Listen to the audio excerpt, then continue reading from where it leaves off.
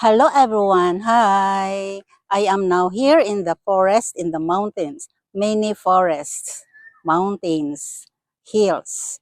So I am in the hills, the forest, the mountains. So my background is the mountains, hills. So now we talk about the types of ecosystem. Now, this one is an example of ecosystem. There are many organisms living in this area. So now, what are the types of ecosystem? Now, by the way, ecosystem is an area or the community where living organisms or the biotic factors interacting with each other and their non-living organisms or the abiotic factors. So including us, we are biotic. We are living organisms. So now what are the types of ecosystem? One is the terrestrial. The other one is the aquatic. Okay, so there are two types of ecosystem. Now, example of the terrestrial, it is a land-based organisms or ecosystem. The example of this is if it is globally, this terrestrial includes forest, grasslands, desert, and the tundra. If it is only in the Philippines, these are the types of terrestrial or examples. These are the examples of terrestrial ecosystem. Okay. One is the forest, the other one is the grasslands, then the mountains, which I am here now in the mountains, and then the hills, the little mountains, okay, the hills, the farmlands, and then the rice fields.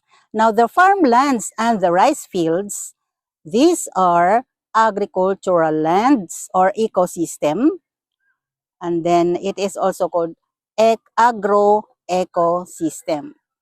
So, these are also an example of terrestrial ecosystem. So, again, what are the examples or types or kinds of terrestrial ecosystem in the Philippines? One is the forest, another one is the grasslands, and then the mountains, which I am here now in the mountains, the hills, and then farmlands, the rice fields. Now, the farmlands and the rice fields are considered as the agricultural lands or agro ecosystem or agricultural ecosystem. So these are the examples of the terrestrial ecosystem: the mountains, the hills, the forest. Okay, so all these kind of ecosystem are having different kinds of organisms interacting with each other and their non-living organisms. So now we go to the aquatic ecosystem. So this is the aquatic ecosystem.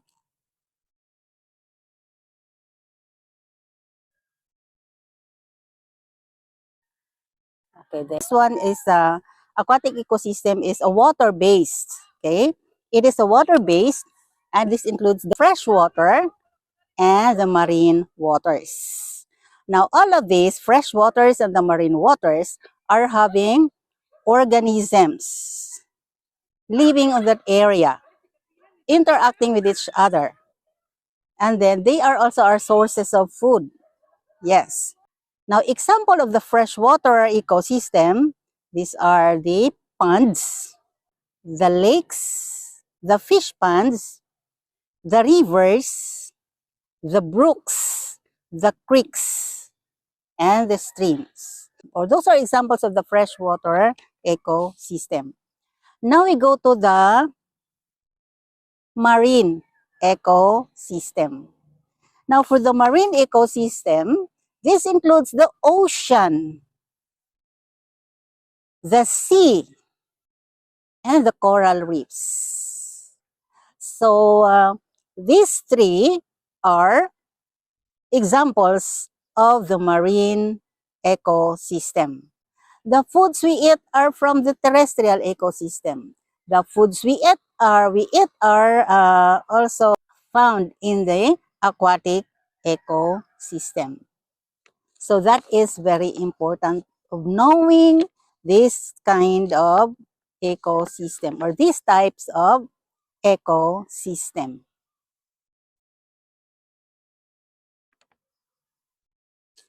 So that is how important is the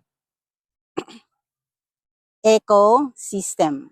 Where we get the foods, although this one is the forest, but we get oxygen out of it. Forest, we get oxygen out of it, and then we get some animals living in this area as our sources of food also. So as you look at this one here, so that is it. Very nice view. And then very fresh because there are many plants. Okay, so that is the sea. There is the sea. There are many of organisms living on that sea. Okay. So that is it. Very nice.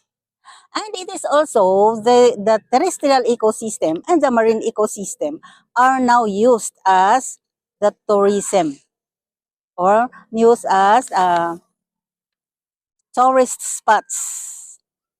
Some people use this as the tourism. They make resorts, highland resorts, and also some resorts in the sea resorts. Okay, so that is how important of knowing this kind of ecosystem or the types of ecosystem. The terrestrial ecosystem, that's it, and the aquatic ecosystem. Okay, so that is all and I hope you enjoy the video. I hope you learned something from this video.